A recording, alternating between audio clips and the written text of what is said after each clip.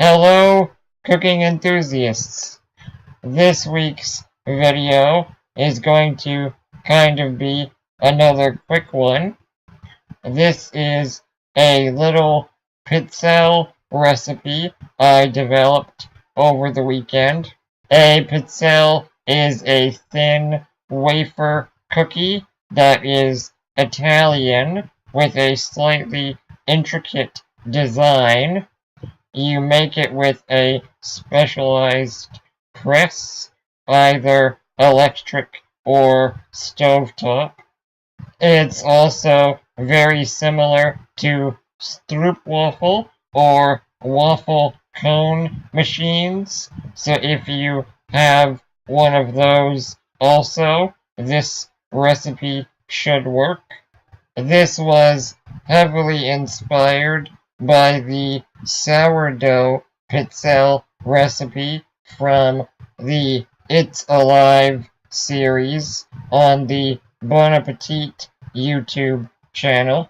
That recipe used sourdough mainly as a flavoring agent and as a way to use up excess sourdough. So I thought I would try to make a pizzelle recipe that used up something I had extra of, which in this case is leftover oatmeal. I absolutely love the It's Alive series with Brad, but one thing I don't like is that most of their recipes are volumetric, whereas I prefer to work with mass. But before I get into the full recipe, I'm going to quickly go over how I make my oatmeal. This recipe should work with pretty much any oatmeal, but obviously you want it relatively similar in consistency to my oatmeal, and I really prefer the texture of steel-cut oats. So my recipe is 150 grams of steel-cut oats with 750 grams of liquid. This could be a lot of different things depending on what flavor I'm going for. And this gets pressure cooked for 10 minutes and then a natural release. So the recipe is 200 grams of completely cooled down oatmeal, 200 grams of flour. I went 50-50 all-purpose and spelt flour, 200 grams of sugar. I went with golden sugar, 6 grams of salt, 6 to 8 grams of baking powder, between 100 and 120 grams of butter. I used brown butter, and between 120 and 150 grams of eggs. I think weighing the eggs is really important because I think most recipes use extra large eggs, and I believe I'm using just large eggs. I also happen to have some egg whites laying around, so my batch contained 3 egg whites plus 1 whole egg, but you could probably just use 3 whole eggs as well. Brad's original recipe used 2 whole eggs and 2 egg yolks. In theory, that will be richer and softer, whereas more egg whites should be crispier. So, for assembly, you want to start with the eggs and the sugar.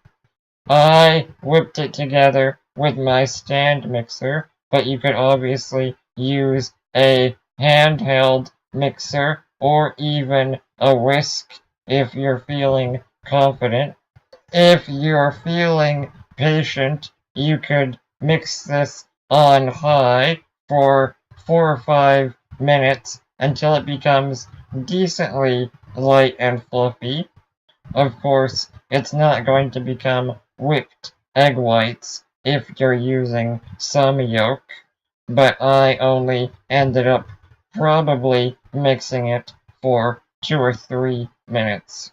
Next, I incorporated the oatmeal on its own to make sure that that got mixed in well, followed by the flour, salt, baking soda, gave that a few minutes of mixing, and finally drizzled in the brown butter.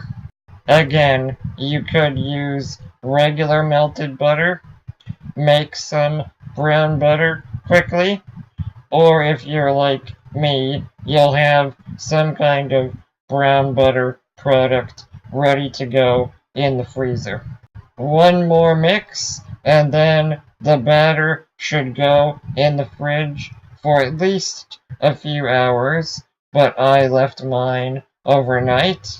And then you can start cranking out pizzelles or a similar wafer cookie in whatever machine you have. I found that the oats really did provide a really nice flavor and texture.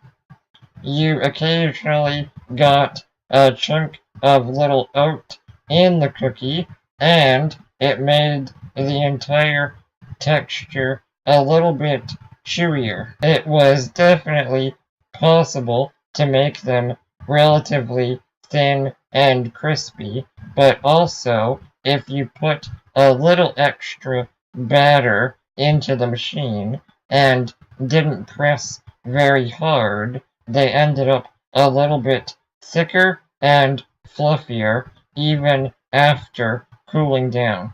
So if you do have some kind of wafer machine like this, I hope you try out this recipe or otherwise enjoyed the video. If you have any other ideas for using leftover oatmeal, let me know in the comments. Otherwise, thank you for watching.